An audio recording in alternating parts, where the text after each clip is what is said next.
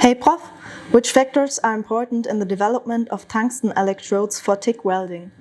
Sure, my pleasure to explain.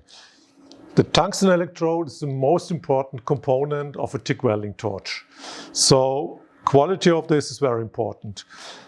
A welder will immediately see how the ignition behavior of the electrode is. He can see, is it stable, is it reproducible? The next thing he will experience is the stability of the arc. Is the arc stable or is it flickering?